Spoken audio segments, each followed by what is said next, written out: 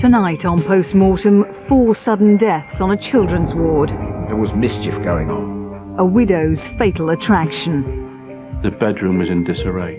And gangland killers caught by a plant. He was put to the ground, he was kicked, he was beaten.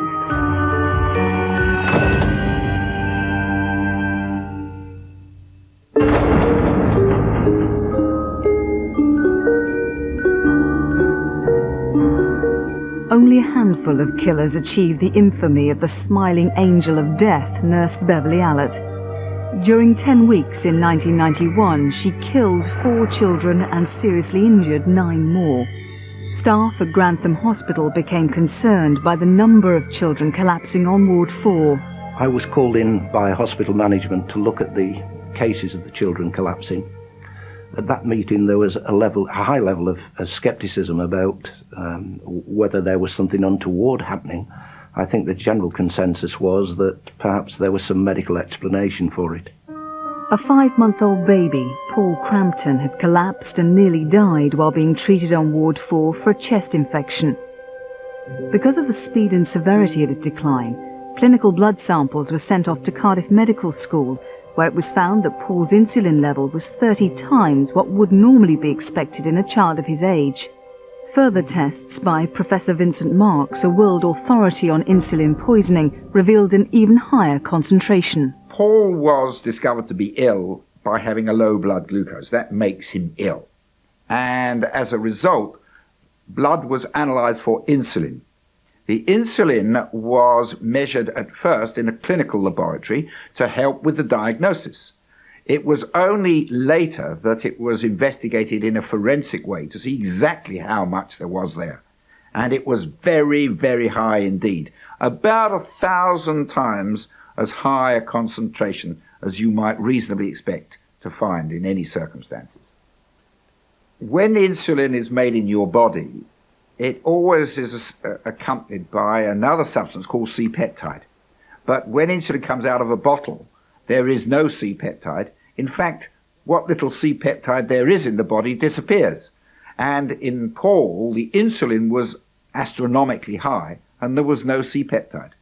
And for all practical purposes, that the only condition in which that happens is insulin from out of a bottle. There could only be one explanation. There was mischief going on. That boy had been injected with insulin, probably through a port on the IV drip site. One of the interesting features of this case was that every child had an IV drip fitted, and consequently it would be easy to inject the child through the port on that drip. Police quickly realised that one nurse had been on duty on all the occasions when the children had collapsed. 3 weeks into the inquiry, 24-year-old Beverley Allitt was arrested. She was a confident young lady who really showed no signs of being under any stress. She was very calm, cool and collected. She gave very little away, was an accomplished liar, and didn't offer the reactions that one would have expected of someone that was faced with being charged with murder. She came across as very cold, and certainly some of my interview team felt very uncomfortable in her presence. While Allitt was being questioned, officers searched her room in the nurse's home and made a crucial find. One interesting element of that arrest was that we discovered a book called the Allocation Book, which was something that was kept by the sister on the ward. We didn't realise its significance at the time, but within that book were details of which nurses were allocated which patients, and this quite clearly would have a devastating effect if it got into the hands of the police. Investigators now looked into Allitt's background. She lived in the Lincolnshire village of Corby Glen. While at school, she first expressed her ambition to be a nurse. To attract attention, she started feigning injury. After qualifying as a nurse, she was rejected by several hospitals before she was employed at Grantham.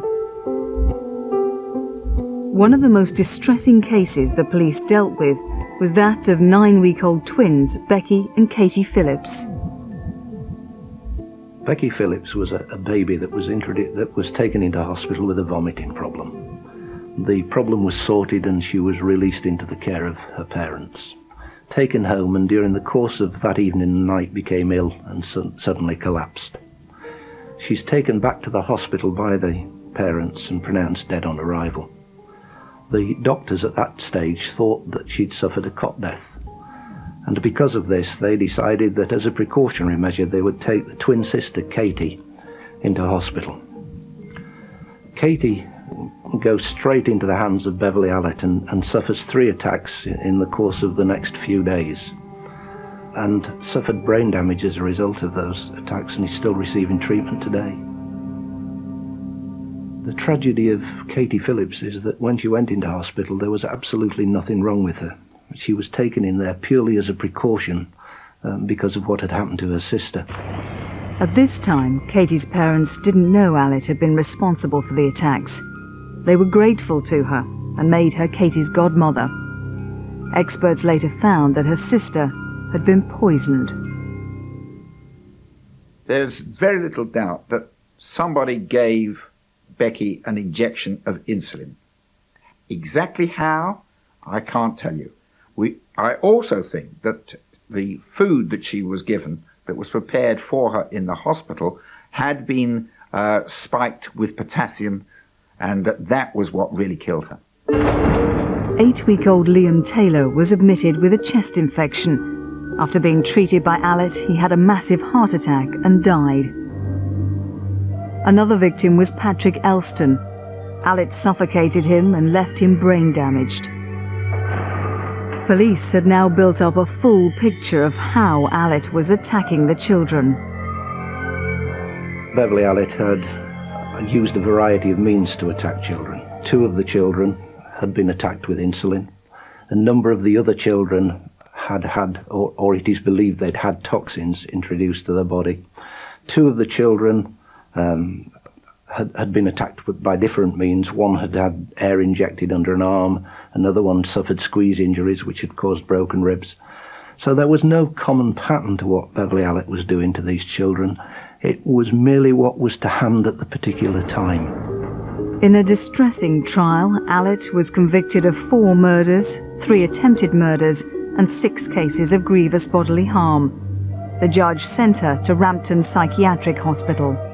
I think that there are 2 elements to why Beverley Allitt was attacking children. The first is that it's quite clear that she was suffering from Munchausen syndrome by proxy. This is a syndrome where you attack children so that you can get the kudos as the carer. And the second element to it is that a few days before these incidents, she was interviewed for training as a sick children's nurse and was turned down because she hadn't got the experience. A few days later, Grantham began to get very sick children and Beverley began to get the experience.